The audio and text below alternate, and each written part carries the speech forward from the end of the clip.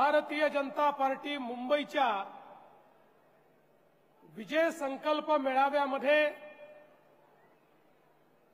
मंचावर उपस्थित असलेले भाजपचे महाराष्ट्राचे अध्यक्ष रवींद्र चव्हाणजी, भाजपचे मुंबईचे अध्यक्ष आणि ज्यांनी आत्ताच विरोधकांवर ब्रह्मोस मिसाईल सारखा हल्ला चढवला ते आमदार अमित साटमजी, केंद्रीय मंत्री आपले नेते माननीय पीयूष गोयलजी, पूर्व अध्यक्ष ज्यांच्या नेतृत्वात मागची महानगरपालिकेची निवडणूक आपण लढलो ते ॲडव्होकेट आशिष शेलारजी, त्याचप्रमाणे ॲडव्होकेट मंगलप्रभात लोढाजी, राहुल नार्वेकरजी, प्रवीण दरेकरजी, ॲडव्होकेट उज्ज्वल निकमजी, किरीट सोमय्याजी, गोपाळ शेट्टीजी, मनोज कोटकजी, योगेश सागरजी, अतुल भातखळकरजी, कॅप्टन तमिल सेल्वनजी, पराग अळवणीजी, मिहिर कोटेचाजी, पराग शहाजी, श्रीकांत भारतीयजी, प्रसाद लाडजी, राजन सिंहजी, विद्याताई ठाकूर, मनीषाताई चौधरी, चित्राताई वाघ, प्रकाशजी मेहता, राजजी पुरोहित, भाई गिरकरजी, मधु चव्हाणजी, भारतीताई लवेकर, सुनीलजी राणे, पवनजी त्रिपाठी, शालाकाताई साळवी, नीरजजी उभारे, वीरेंद्रजी म्हात्रे, ज्ञानमूर्ती शर्मा, बाळा तावडे, दीपक दळवी, तेजिंदर सिंग तिवाना, मंचासीन सर्व महानुभाव आणि या ठिकाणी उपस्थित भारतीय जनता पक्षाचे सर्व पदाधिकारी, कार्यकर्ते आणि उपस्थित सर्व भगिनी आणि बंधूंनो, अरे जास्त आगे वाढलो तर याच्या पलीकडे चालला जाईल. थांब आता 2 मिनिटं.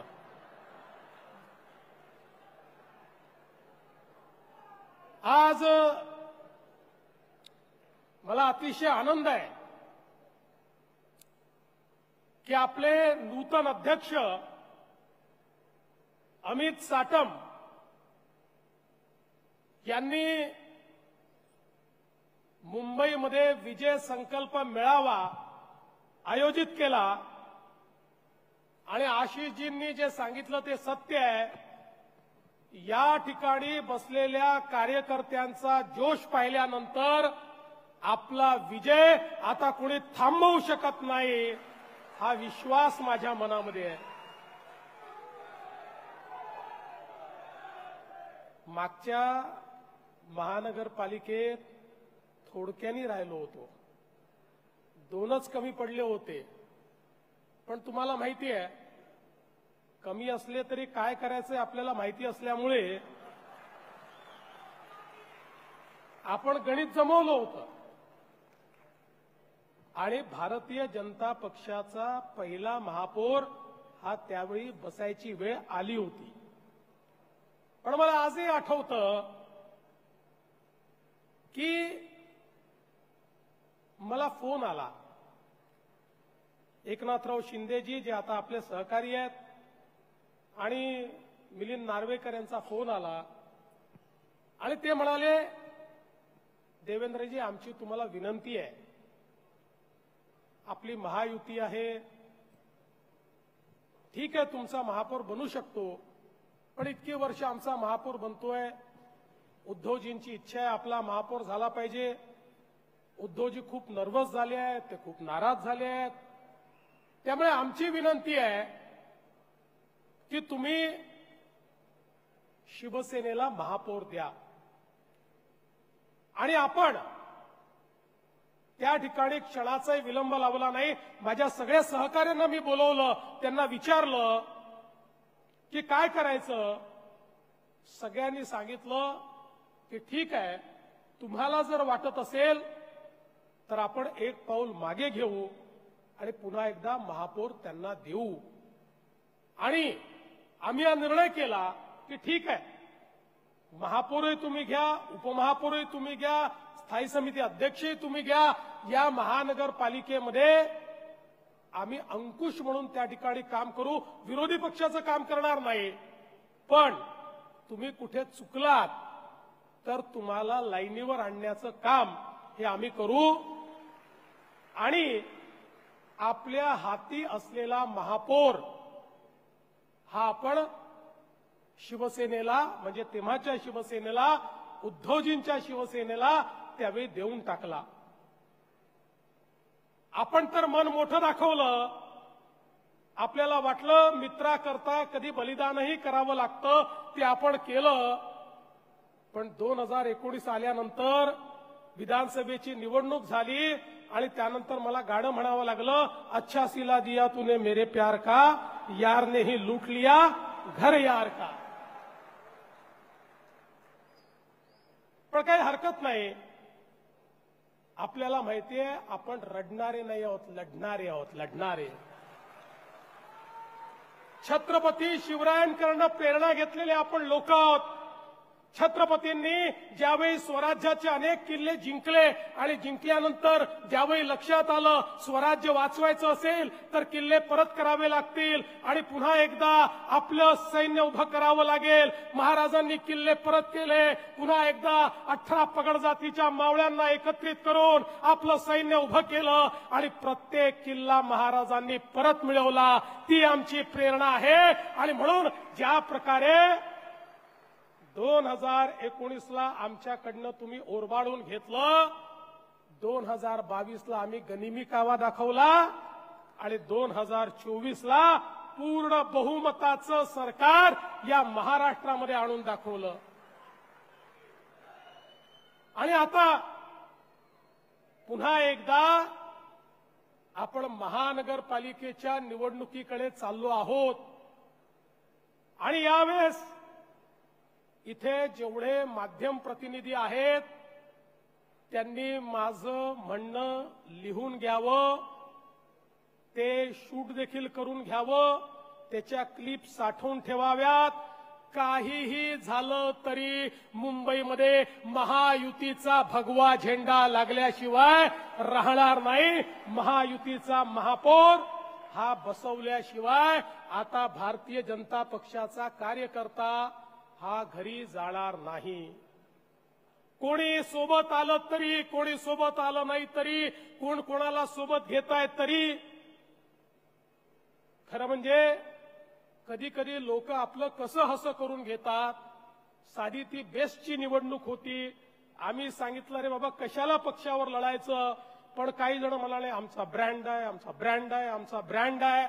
ते आमचे शशांकराव आणि आमचे या ठिकाणी लाडन दरेकर यांनी ब्रँडचा वाजवला, बँड बाजा वाजला. कशाचा ब्रँड तुम्ही लावला? अरे त्या ठिकाणी हिंदू हृदय सम्राट शिवसेना प्रमुख बाळासाहेब ठाकरे हा ब्रँड होता. तुम्ही ब्रँड नाही आहे. तो ब्रँड होता, तुम्ही नाही आहे.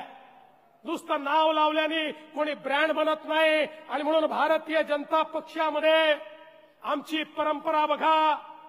या ठिकाणी एक साधारण कार्यकर्ता अमित साटम हा देखील या ठिकाणी भाजपचा अध्यक्ष होऊ शकतो.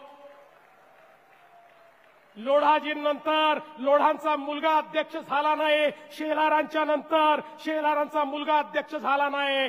एक अमित साटम हा या ठिकाणी अध्यक्ष झाला. ही भारतीय जनता पक्षाची परंपरा आहे. हा कार्यकर्त्यांचा पक्ष आहे. हे नेतृत्व जनतेतनं तयार होतं.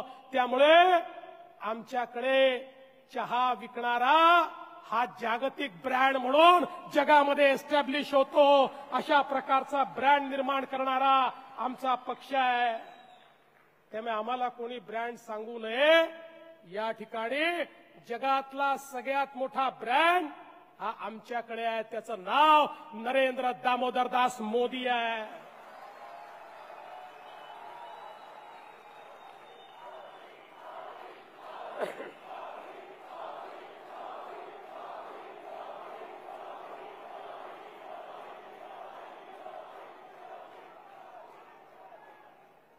काही उचकते रोज सकाळी उठून मोदींना प्रश्न विचारतात. पण अशा उचक्यांना उत्तर हे मुंबईच्या जनतेने 2024च्या विधानसभेमध्ये दिलं.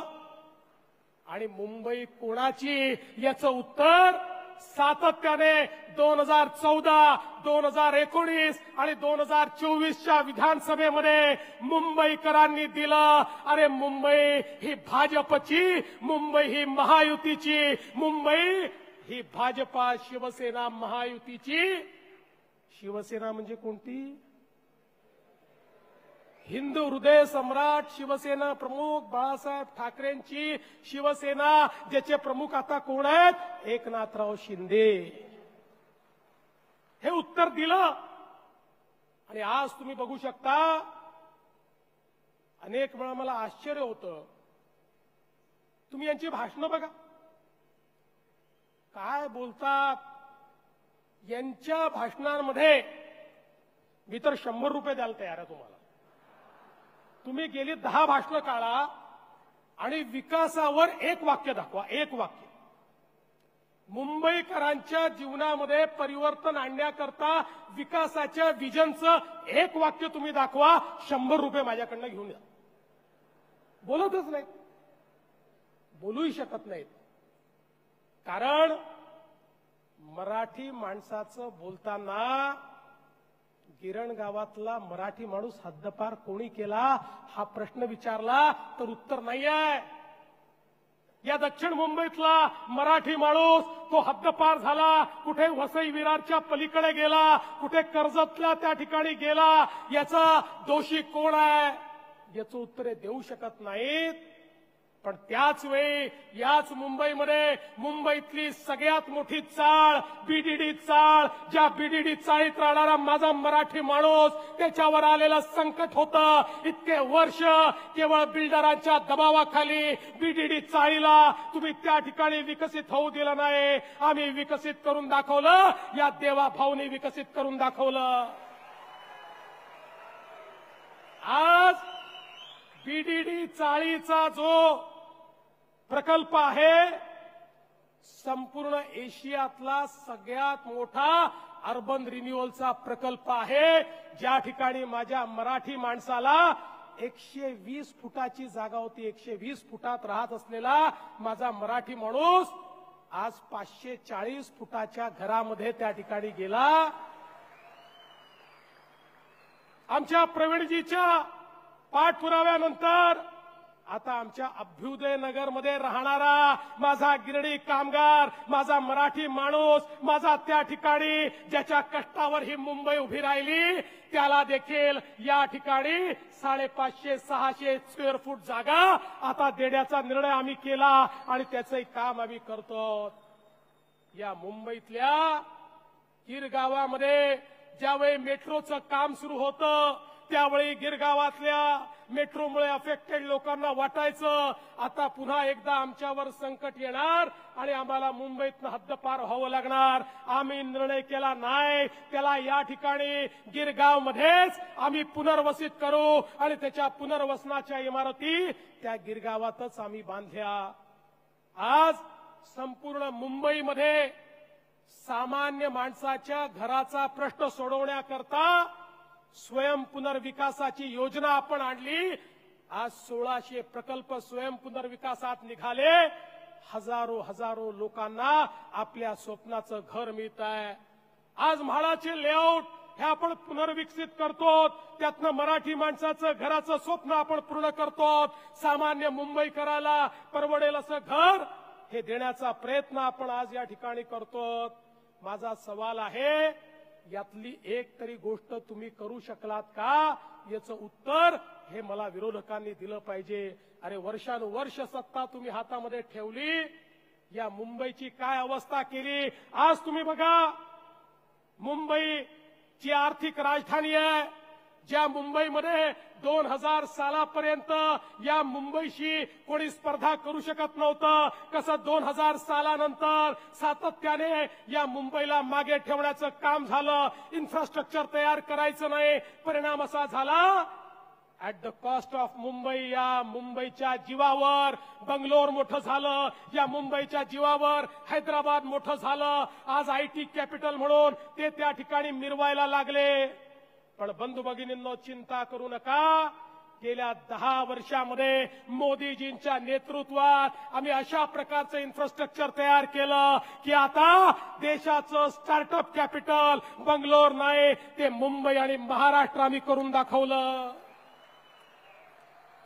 आज देशाचे टेक स्टार्टअप आता मुंबई आणि हैदराबाद मध्ये नाही, आज बंगलोर आणि हैदराबाद मध्ये नाही, तर ते मुंबईमध्ये, पुण्यामध्ये आणि महाराष्ट्रामध्ये आज या ठिकाणी आपल्याला पाहायला मिळत आहेत. आणि पुढचं जे रेव्होल्युशन आहे या देशामध्ये येणारं डेटा सेंटरचं, आज मला सांगताना आनंद वाटतो, गेल्या 5 वर्षामध्ये या महाराष्ट्रामध्ये आम्ही गेल्या 10 वर्षामध्ये, एका दशकामध्ये ज्या काही सुधारणा केल्या, आज भारतामध्ये जेवढी डेटा सेंटरची कॅपॅसिटी तयार झाली त्याची 60% कॅपॅसिटी एकट्या महाराष्ट्राने तयार केलेली आहे.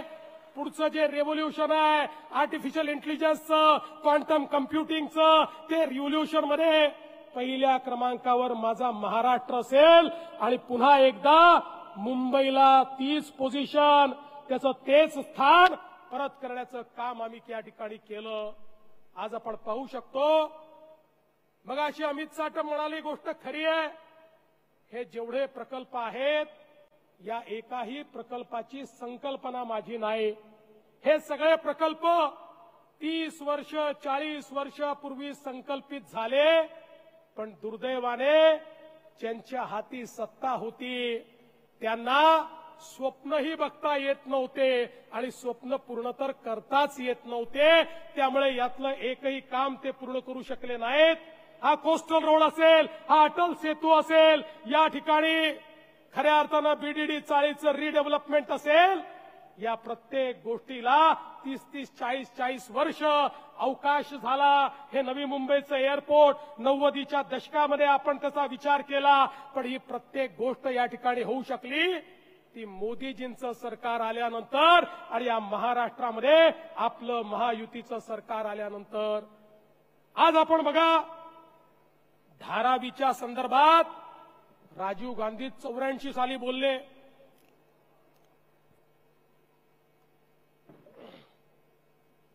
निवडणुकीत पाणी पाजायचं म्हणून थोडं पिऊन घेतो. 85 साली धारावीच्या संदर्भात राजीवजी बोलले.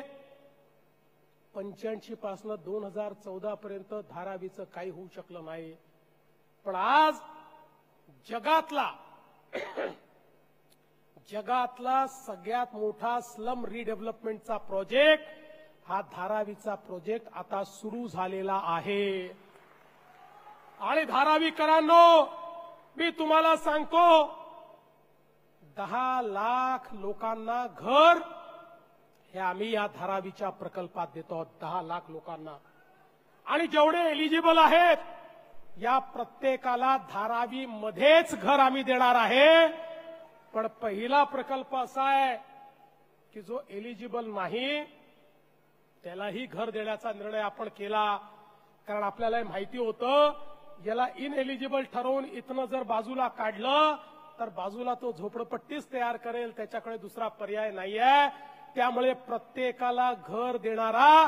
आणि हे करत असताना आम्ही विचार केला की धारावी ही केवळ एक निवासी वस्ती नाहीये, एक इकॉनॉमिक पॉवर हाऊस आहे. आज त्या ठिकाणी पोट्रीचं काम असेल, त्या ठिकाणी वेगवेगळ्या प्रकारे लेदरचं काम असेल, त्या ठिकाणी फूड इंडस्ट्री असेल, त्या ठिकाणी स्मॉल स्केल इंडस्ट्री असेल. इतकी मोठी इंडस्ट्री आहे. अरे तुम्हाला जे पाहिजे ते त्या ठिकाणी बनवून मिळतं. अशा प्रकारची धारावी आहे. अशा प्रकारचे त्या ठिकाणी कलाकार लोक राहतात, अशा प्रकारचे कारीगर राहतात. आणि म्हणून निर्णय केला की या धारावीतली ही जी इंडस्ट्री आहे ही पण बाहेर जाणार नाही. धारावीच्या इंडस्ट्रीला धारावीमध्येच आम्ही जागा दिली. चांगल्या पद्धतीनं त्यांना या ठिकाणी अनऑर्गनाइज सेक्टरमधनं ऑर्गनाइज सेक्टरमध्ये आणलं. आणि 5 वर्षाकरता सर्व प्रकारचे टॅक्सेस हे आम्ही त्या ठिकाणी माफ करून टाकले. त्यामुळे पुढच्या काळामध्ये धारावीमध्ये एक मोठी इंडस्ट्री आपल्याला तयार झालेली दिसेल. सामान्य माणसाच्या जीवनामध्ये परिवर्तन घडवण्याचं काम आम्ही केलं. आज आपण पाहू शकतो या ठिकाणी मेट्रोचं जाळं आपण तयार केलं. 15 वर्षात 11 किलोमीटर आणि 10 वर्षामध्ये 354 किलोमीटर हा फरक आहे. हे परिवर्तन आपल्याला पाहायला मिळत आहे. आणि आता 30 तारखेला माननीय मोदी साहेब ज्यावेळी अंडरग्राऊंड मेट्रो जी आहे ती आपल्या कफ परेड पासून सुरू करतील, ती देखील एशियातली सगळ्यात मोठी सिंगल लाईन असणार आहे अंडरग्राऊंडची. आपण कनेक्टिव्हिटीचा विचार करा. आपण कोस्टल रोड केला, आता आपण बांद्र्यावरनं वर्सोव्याचा रोड करतोय, वर्सोव्यापासनं भाईंदर पर्यंत आपण रोड करतोय, भाईंदरच्या उत्तरपासनं विरारपर्यंत रोड आपण करतोय. म्हणजे मुंबईकरांकरता हे का महत्वाचं आहे तर मुंबईची 60% मुंबईचं ट्रॅफिक हे वेस्टर्न एक्सप्रेसवेवरनं जातं 60%. आणि या वेस्टर्न एक्सप्रेसवेला पर्यायी कोस्टल रोड हा पूर्ण भाईंदर पर्यंत आणि मग पलीकडे आपण वसई विरार पर्यंत तो देतो आहोत. त्यामुळे मुंबईचं जे स्वप्न आपण बघितलेलं आहे की मुंबईतल्या कुठल्याही भागातनं कुठल्याही भागात जायचं असेल तरी 59 मिनिटाच्या आत व्यक्ती पोहोचला पाहिजे, अशा प्रकारचं मुंबईचं अर्बन प्लॅनिंग हे आपण या ठिकाणी केलेलं आहे. मुंबईकरांचं अर्ध आयुष्य हे रस्त्यावर जातं नाही तर ट्रेनमध्ये जातं, त्याला कुठेतरी चांगल्या प्रकारे सुविधा मिळाल्या पाहिजेत हा आपला प्रयत्न आहे. आज आपण जे बोगदे तयार करतोय, ईस्ट वेस्ट कनेक्टिव्हिटीचे आपले बोगदे असतील की ज्याच्यातनं आपल्याला कल्पना आहे की ठाण्यापासनं तर अगदी बोरीवलीपर्यंत बोगद्यातनं आपल्याला येता येईल. 1.5 तासाचा जो प्रवास आहे हा प्रवास 20 मिनिटाचा प्रवास आपण त्या ठिकाणी करणार आहोत. असे अनेक कार्यक्रम आपण हातामध्ये घेतलेले आहेत. या मुंबईच्या सामान्य माणसाच्या जीवनामध्ये एक कनेक्टिव्हिटी ही आपण त्या ठिकाणी देतो. मुंबईची जी आपली सबर्बन रेल्वे आपली लोकल आहे, मी मोदी सरकारचे आभार मानेन. या लोकलच्या दरवाजातनं पडून कित्येक लोक मरायची आणि दरवेळेस चर्चा व्हायची की याच्यावर काय उपाय आहे, पण उपाय होत नव्हता. आता मोदी सरकारने हा निर्णय घेतला की आम्ही नवीन ट्रेन आणणार, बंद दरवाजाच्या ट्रेन आणणार, एसी ट्रेन आणणार.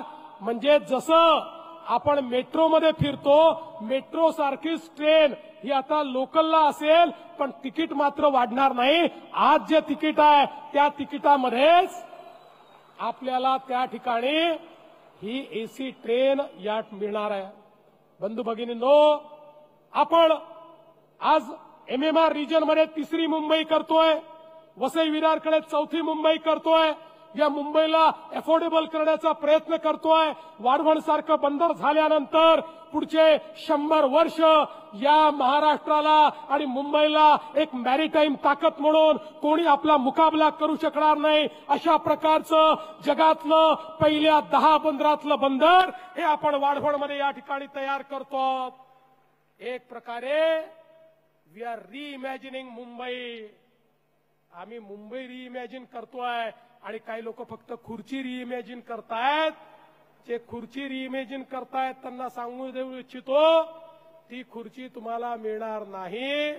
ती खुर्ची कार्यकर्त्यालाच मिळेल, ती खुर्ची मुंबईकरालाच मिळेल, ती खुर्ची मुंबईचं हित साधणाऱ्यालाच मिळेल. मुंबईच्या महानगरपालिकेला भ्रष्टाचाराच्या गदारोळातनं बाहेर काढणारा व्यक्तीच आता मुंबईचा महापौर होईल, हा विश्वास मी तुम्हाला देतो. खरं म्हणजे जर यांना आम्ही प्रश्न विचारला तर हे उत्तर देऊ शकत नाही. अरे तुमची आवश्यकता कधी असते?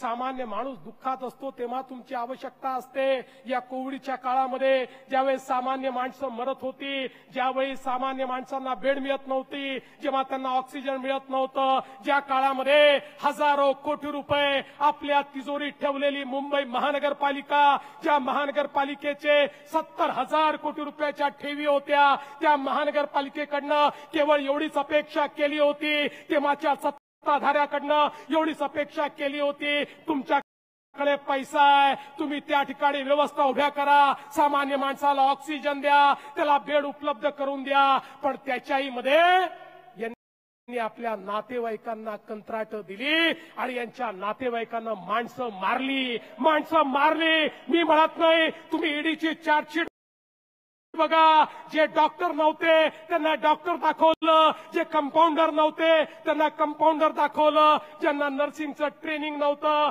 त्यांना नर्सेस दाखवलं आणि त्यांना त्या ठिकाणी उभं करून त्यांच्या माध्यमातून हजारो रुपये, लाखो रुपये, करोडो रुपये त्या ठिकाणी लाटले.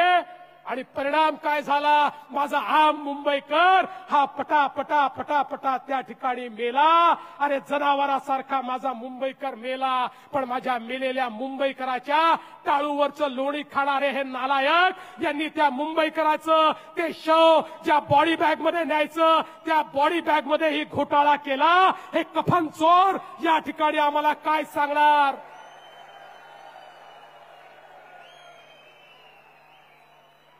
हे कफन चोर ज्याने कफन मध्ये चोरी केली, हे कफन चोर कोणच्या तोंडानं मुंबईकरांपुढे येत आहेत हा माझा सवाल आहे. आणि म्हणून काळजी करायचं कारण नाही आहे. मी तुम्हाला विनंती करण्याकरता आलो आहे. आता मुंबईमध्ये आपल्याला घरोघरी जायचंय, आपण काय केलं हे सांगायचंय, यांची करतूत ही सगळ्यांपुढे आणायची आहे. आणि एकदा यांची करतूत लोकांपुढे आली तर आपल्याला मतही मागण्याची आवश्यकता नाही. लोक यांना घरी बसवल्याशिवाय राहणार नाहीत. आणि म्हणून आज या विजय संकल्प मेळाव्याच्या माध्यमातून हा संकल्प करा की आम्हाला मुंबईमध्ये महायुतीचा महापौर बसवायचा आहे. याकरता नाही की मुंबई सोन्याचं अंड देणारी कोंबडी आहे, तर याकरता की या मुंबईने या देशाला आणि या महाराष्ट्राला इतके वर्ष या ठिकाणी उभं केलेलं आहे. याला मोठ्या प्रमाणात पैसा दिलेला आहे, रिसोर्सेस दिलेले आहेत. या मुंबईला परत करण्याची वेळ आलेली आहे आणि ते परत करण्याचं काम भाजपा महायुतीचं सरकार या महानगरपालिकेच्या माध्यमातून केल्याशिवाय राहणार नाही.